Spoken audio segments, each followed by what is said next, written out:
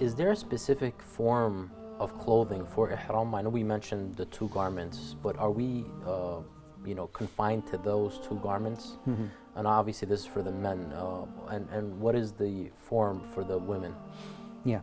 So we know that the companion Zayd ibn Thabit radiallahu anhu informs us that the Prophet sallallahu alaihi wasallam removed his clothing and he wore two white garments. Mm-hmm. Now it is not a condition, it is not an absolute must or an obligation for those two garments for a man, because what a man will wear is different from a woman, obviously. Of course. So we're talking about the man now.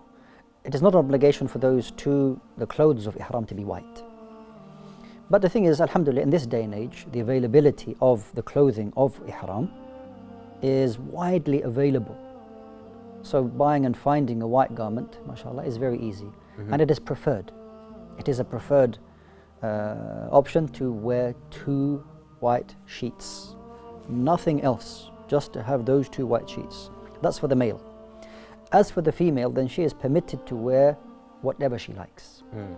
However, the Prophet ﷺ gave us two things that she should not wear.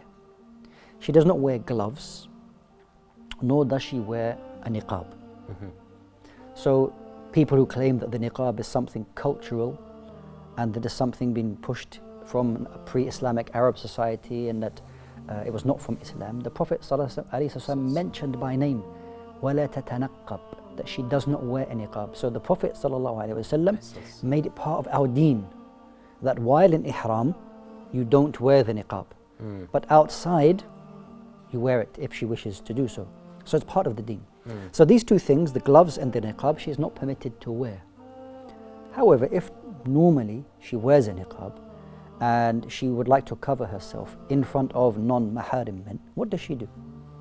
We have two examples from Asma binti Abi Bakr and also Aisha radiallahu anha. So it's not for somebody to say, oh, this is strictly and only for the wives of the Messenger sallallahu alaihi wasallam. Asma binti Abi Bakr was not from the wives of the Messenger alayhi wasallam. When they performed Hajj, they would have a piece of cloth that would be on top of their heads. And if they saw men, they would pull it down. It's not in the niqab, it doesn't have any holes in it. They would just pull it down. If it touches your face, it's okay. Mm. So it comes down over their faces. And then otherwise that they would raise it up. So this is the clothing of both the man and the woman. Allahu ta'ala. Sheikhna, we last spoke about Ihram, but one question that came to mind as you were speaking was, you mentioned that the male has two garments only. What about his feet? Or can he wear his watch so he can tell time, or how does he? Okay.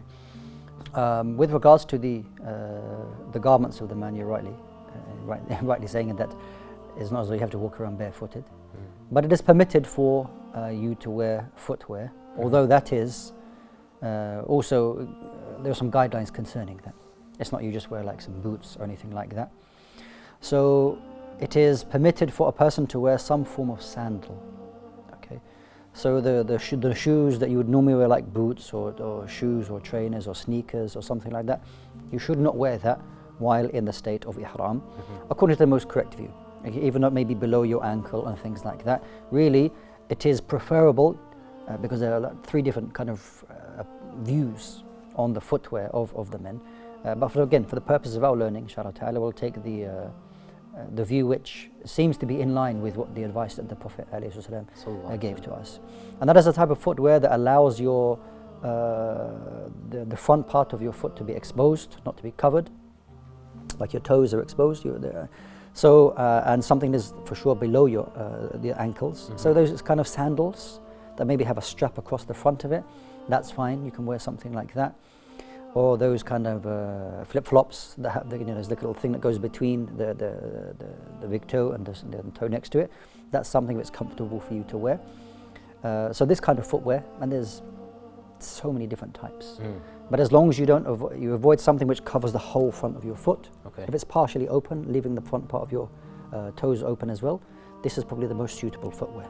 Crocs, for example. Yeah, those kind of things, which again would cover the front part of your foot. We say it's probably best for you to avoid it unless you wanted to cut it. But if you had purchased them, you're not likely to cut them. Yes. Yeah. طيب, Jazakallah khair. What is the ruling of Ihram? So as we're talking about this, is one of the pillars of pillars of the Hajj itself. For your Hajj or your pilgrimage, Umrah, for it to be a pilgrimage, you need to enter the actual state of Ihram itself. And as we mentioned, that the niyyah, the intention, is something which is of the heart, and that is then after displayed with you making a verbal statement, whether it's for Hajj alone or Hajj and Umrah together, or for Umrah. So this is how you enter the actual state of Ihram.